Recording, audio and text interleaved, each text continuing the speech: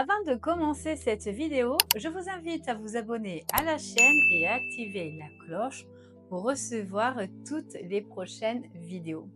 Cela vous permettra de ne rien manquer et de continuer à avancer dans votre vie de couple avec des conseils simples, accessibles et efficaces. Aujourd'hui, nous allons voir ensemble comment créer un environnement harmonieux pour favoriser l'amour dans votre relation. Vous allez voir que ce n'est pas compliqué, mais qu'il suffit de mettre en place quelques habitudes précieuses. Beaucoup de gens pensent que l'amour est suffisant pour qu'un couple fonctionne. Mais en réalité, l'amour, c'est comme une plante. Même si elle est pleine de vie, si elle n'a pas un bon sol, de la lumière et un peu d'eau régulièrement, elle finit par s'abîmer. L'amour a besoin d'un terrain favorable pour continuer à grandir.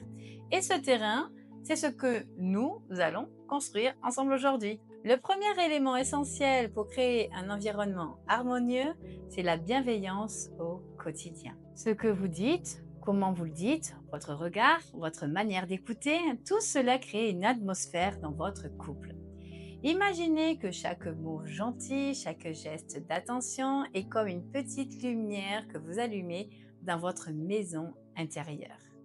Plus il y en a, plus il fait bon vivre ensemble. Dire bonjour avec un sourire, remercier pour les petites choses, féliciter pour un effort même minime. Toutes ces petites attentions créent un climat de douceur et de respect mutuel. Ensuite, il est important de penser à créer des moments simples, mais précieux à deux, pas besoin de faire des choses extraordinaires. Ce qui compte, c'est de partager des instants où vous êtes pleinement présents l'un à l'autre. Un dîner sans téléphone, une promenade à deux, un câlin en rentrant du travail. Ces petits gestes répétés forment une base solide sans même que vous vous en rendiez compte. Créer un environnement harmonieux, c'est aussi apprendre à parler sans blesser. Parfois, sans le vouloir, nous utilisons des mots qui font mal ou nous réagissons sous le coup de l'émotion. Pourtant, pour éviter cela, il est important d'exprimer ce que l'on ressent sans accuser l'autre. Par exemple, au lieu de dire tu ne fais jamais attention à moi, essayez plutôt de dire j'aimerais passer plus de temps avec toi parce que ta présence me manque. Cela change tout. La même envie est exprimée, mais dans la douceur, dans l'envie de se rapprocher et non dans le reproche. Un autre point fondamental, le respect des espaces personnels. Même en couple, chacun a besoin de moments pour soi, pour respirer, pour faire des choses qu'ils aiment, pour retrouver son équilibre intérieur.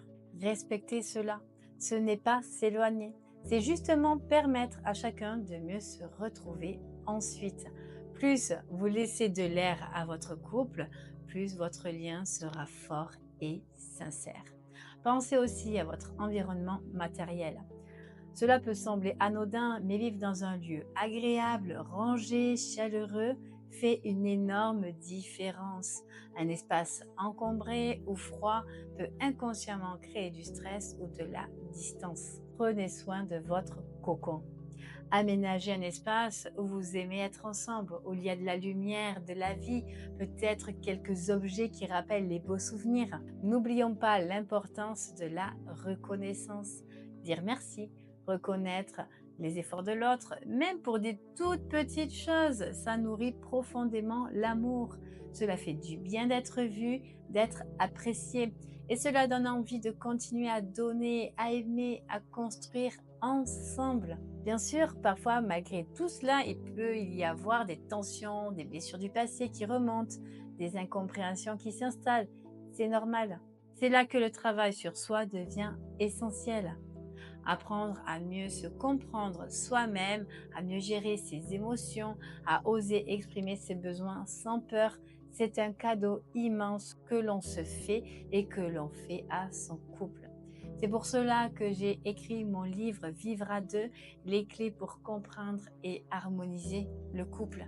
On y trouve des conseils concrets, des exercices pratiques et des pistes pour surmonter les blocages qui empêchent parfois l'amour de s'épanouir pleinement. Vous trouverez aussi dans la description le lien vers ma formation en ligne qui vous accompagne pas à pas pour transformer votre relation au quotidien. Et si vous sentez que vous avez besoin d'un accompagnement personnalisé, sachez que je propose des consultations à distance dans tous les pays francophones et aussi en présentiel sur le canton de Neuchâtel en Suisse. Les premières améliorations sont souvent visibles dès la troisième séance. Et en général, en moins de 10 séances, nous avons réglé ensemble la plupart des problématiques.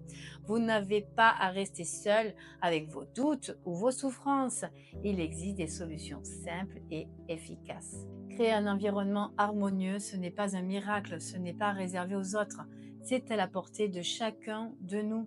Il suffit de le décider, de faire un petit pas chaque jour, en mettant plus de douceur, plus d'écoute, plus de présence. Vous verrez que votre amour retrouvera de la force, de la lumière et beaucoup plus de joie. Et maintenant, j'aimerais vous poser une question pour que vous puissiez commencer dès aujourd'hui. Quel est selon vous le premier petit geste que vous pourriez faire pour rendre votre environnement amoureux plus harmonieux? Répondez-moi en commentaire, je prendrai le temps de vous lire et d'échanger avec vous.